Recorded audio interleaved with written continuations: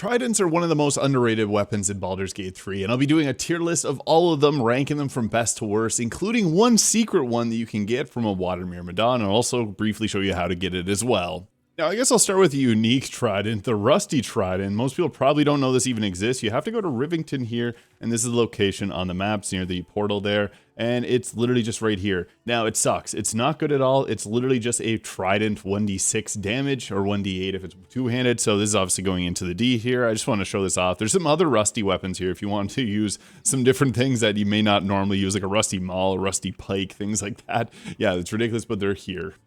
We'll get to the good ones after this, but the second one is actually the Pactbound version of this from the Warlock. So you can actually create a Pactbound Trident. It's a little bit better than the regular Trident that just does that 1d6 because the magical damage is, just a little bit better than a straight up normal one. So we're going to put this into the C tier, but it's not as good as our next one.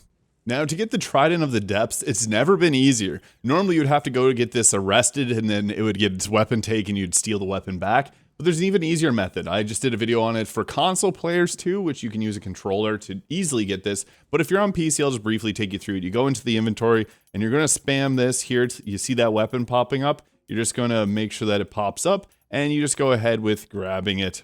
It's kind of tricky to get it to work, but once you're able to actually grab it, you're going to see that there. Don't let go of your left mouse button. You're then going to press tab, pull it into your inventory, boom, Trident of the Depths. So you now have access to the weapon that the Myrmidons have. You can do this for any of their weapons. It also works with the Deva, it works with the Azur summon, and it works with the Woodwoad, and that gets crazy too. But with this, it gives you the High Maul Strike here, which does your additional 1d10 of cold damage and chills the target. Now, why is that so good? Well, if they're chilled, they'll take double damage from Cone of Cold. So it's kind of funny. You have interesting animations. You just stand here almost T-posing, and then you go ahead with the attack and it just automatically attacks them. So yeah, what's funny about this is the High Maul Strike, it actually doesn't have a limitation on it. So if you were to go ahead here with just attacking, you can continuously keep using this because it's not meant to normally be gotten. And you can apply chilled with it. You see there Jaheira has chilled, which means she takes double cold damage. So yeah, it gives a vulnerability to cold damage, then you can drop a Cone of Cold. So this actually works really well on a variety of different builds. Blade Singing Wizard, oddly enough, I know the Trident isn't really meant for that, but if you can multi-class it, it works very well in that instance. But another thing, the Trident of the Depths gets a 1d6 of cold damage. Why is that so good? Because of one particular item. I guess two if you don't want to slip on ice. The Snowburst Ring. Whenever you do cold damage, you create a 4.5 meter circle of ice below the target, which can make them slip and fall, and that's the funniest thing ever because they lose their turn and break their concentrations. If using this, you want to have at least the Disintegrating Nightwalkers on so you yourself don't slip on ice. But then all you have to do is go ahead and poke someone with your Stick of Death, and it creates that ice surface below them, and then they will slip and fall most times. It's really as simple as that. Now, you can't get this by throwing it. It has to actually just do a normal melee attack there, but yeah, you can get some pretty crazy results. And there, yeah, I tried throwing it. It doesn't actually set up the cold damage again, as mentioned. But yeah, if you're going to go stab someone with it, this will give you that extra bit of oomph, because then you get the ability to apply shield and make them slip on ice below their feet. So it's actually a pretty crazy weapon just because of the High Maul Strike here. Being able to apply a vulnerability is extremely powerful in Baldur's Gate 3. This isn't the strongest weapon you can get from a summon, that is the Deva Mace, but this one, I would have to say, is a high A tier, potential S tier pick. I want to put it in the S tier so bad because I love cold damage, and I think that this weapon attack is extremely powerful because chilling a target, especially if, again, you're playing someone that can cast Cone of Cold. Like, if you're a Hexblade Warlock with this, you're laughing because you can stab them with this. If you have haste applied, your second action can be Cone of Cold, and that'll just completely freeze them, and it's hilarious. Or if you have the Bloodlust Potion, perfect for that build. But the true best weapon actually one of the best weapons in the entire game is Nyrulna. This is partially due to how Larian adapted Tavern Brawler and how broken it can be, because Tavern Brawler doubles your strength modifier on attack and damage rolls. So if you have a strength potion active that's a plus 16 to damage, plus 16 to your attack roll, you're not missing by throwing Nyrulna.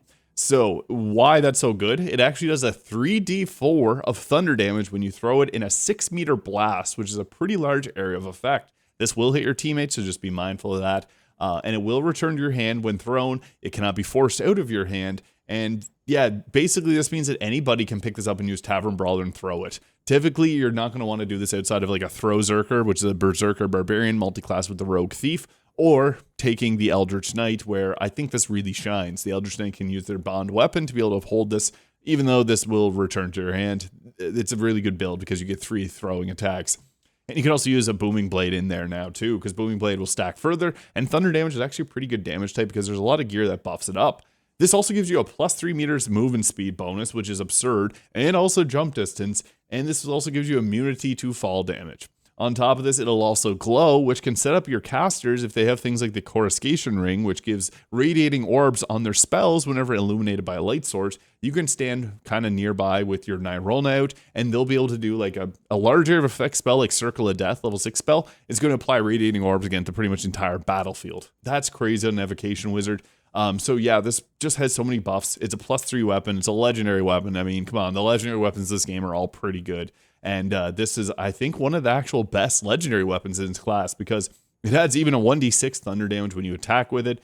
Like any weapon, you can use a Drake Throat Glaive, so you could have whatever elemental damage type. You could have that 1d6 of piercing, 1d6 of thunder, and then add a 1d4 of cold damage. Utilizing the Snowbird String, obviously, it's really fun. Yeah, Nyrulna is crazy busted. It is a weapon you can miss, however, because you get it from the Genie in Act 3. And there's also another really good item there you do not want to miss. I'm just going to mention now because some people aren't aware of this item, but the Band of the Mystic Scoundrel is hidden in the jungle where you fight the Dilaphosauruses, where you get Nyrulna from, which you have to piss off the Genie. And once you go there, you get this very powerful ring. I know this is not related to the video, but it allows you to cast illusion and enchantment spells as a bonus action. Very powerful. Some people don't even know it exists, so I just want to point out that out there. But you can easily miss Nyrulna in the Band of the Mystic Scoundrel and miss it on 2 of the very best items in the game. So it's worth noting that.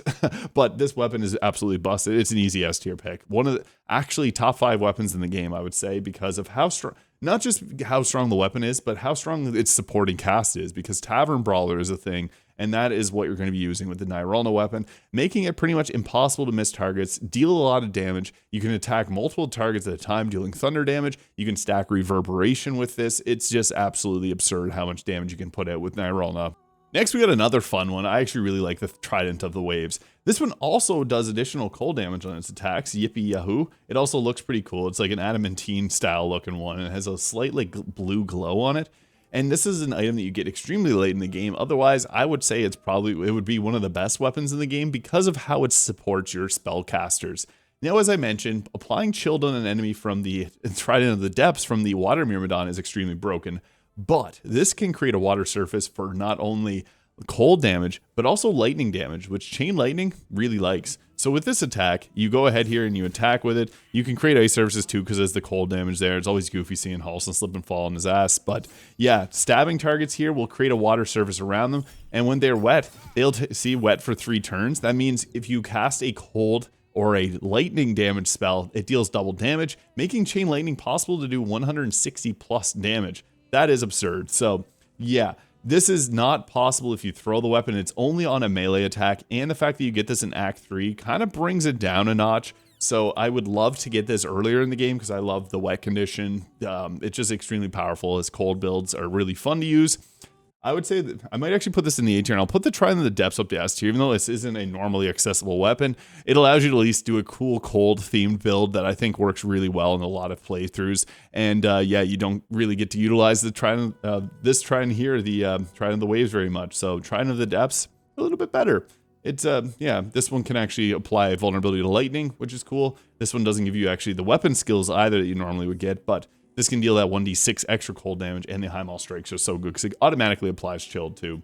But next up, we got ourselves the Trident +2, which looks pretty cool too. Like the Tridents, like this one actually looks really nice. That's one thing. I guess style points is all it got because it's just a normal Trident +2, and there's much better weapons to use, but I will just put it in the B tier because I try to rank these around the B tier. It just doesn't bring anything special to the table like the Trident of the Waves or the Trident of the Depths would, or even the some of the other ones that we do have here, like the Sparky Points.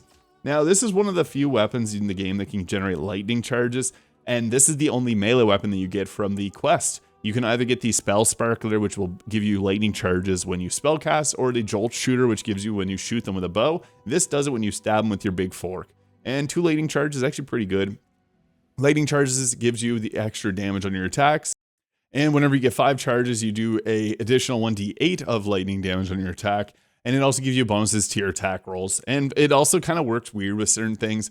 this is for another video, but the twisting branch that you can grab from the wood woad, which is another item that you can steal similar to the trident here, you can actually get lightning charge to proc multiple damage riders and do some absurd damage numbers. But the Sparky Points, it's okay. I mean, it's not even like a plus weapon here. Like this one here is the enhancement +2.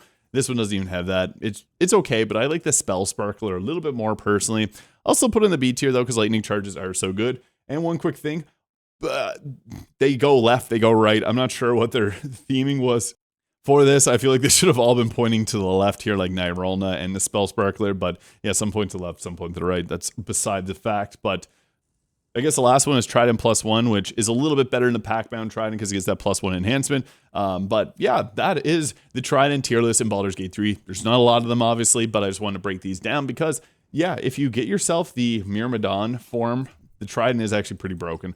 I recommend trying this out your next playthrough. You do have to get to you have to make it to level 11 before you can actually get this Trident, because you need to be able to cast the Myrmidon to bring it in. But the Trident of the Depths is pretty crazy. So yeah, I think it's really fun of a weapon. Nyrulna obviously being the best weapon in the game, and the Trident of the Waves being a very late game item. I wish you got it sooner, but it's also really great as well. Let me know your thoughts in the comments. Hit the subscribe button below. Let me know your favorite Trident as well, and I'll see you all in the next video.